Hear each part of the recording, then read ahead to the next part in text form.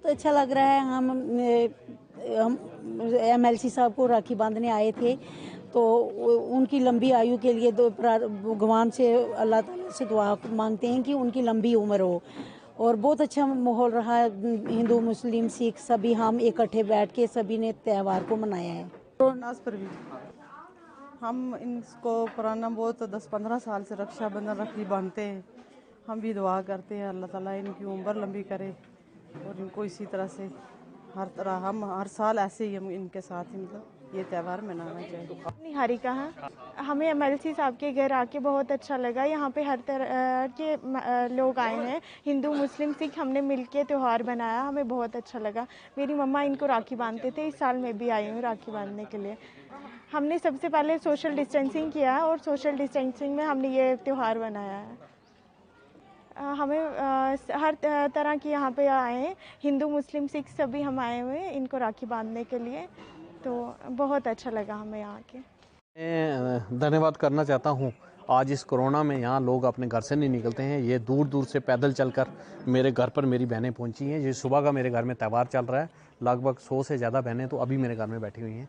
ये शाम तक ऐसे ही मुसलसल ये चलता रहेगा। बहुत से गाड़ियाँ बंद हैं, बहुत सी गाँव से पैदल 10-10 किलोमीटर चलकर मेरी बहनें मुझे रक्षाबंधन का त्यौहार मेरे साथ मनाने के लिए आएंगी, खासकर मेरी मुस्लिम बहनें। मैं धन्यवाद करना चाहता हूं अपनी मुस्लिम बहनों का, जिन्होंने अपने भाई को नहीं भूला है। मैं ये कहूँगा कि इनका आशीर्वाद हमेशा, जैसे पिछले 10-15-20 साल से ये मुझे रक्षाबंधन का त्यौहार मेरे साथ ये बहनें मेरी बनाती हैं, 20 साल से इनका जो आशीर्वाद मेरे पर बना रहा है और आगे भी बना रहेगा। मैं इन बहनों का धन्यवाद करना चाहता हूँ और ये कहूँगा कि भारत की जीत होगी, इस कोरोना की हार होगी।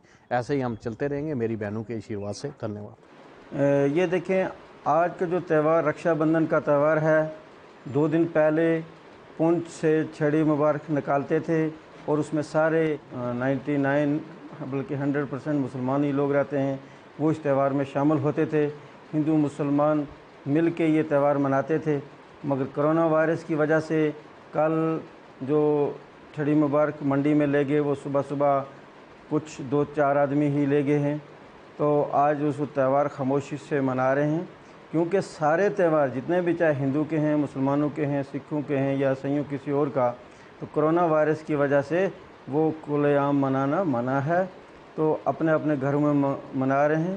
तो मैं अपनी तरफ से सभी हिंदुस्तान नवाजियों को और ख़ुसूसी तौर पुंछ के लोगों को अपने दिल की गहराइयों से मुबारकबाद देना चाहता हूँ और वो अपने अपने घरों में खामोशी से ये त्यौहार मनाएं और अल्लाह से दुआ करें कि आइंदा जितने भी हमारे प्रोग्राम होंगे, त्यौहार होंगे, वो खुशी से हम फिर पुराने तरीके से मनाएं।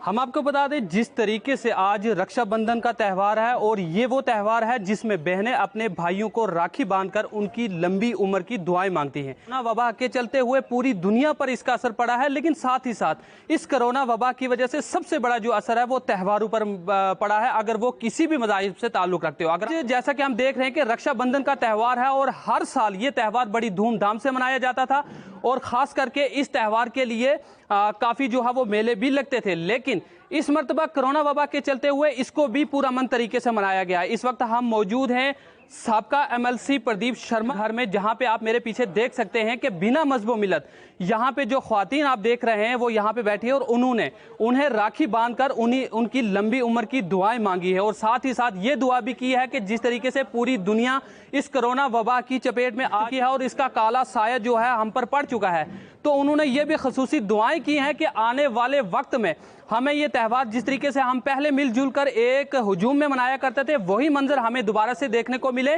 और इस वबा से को जल्दी से निजात मिले।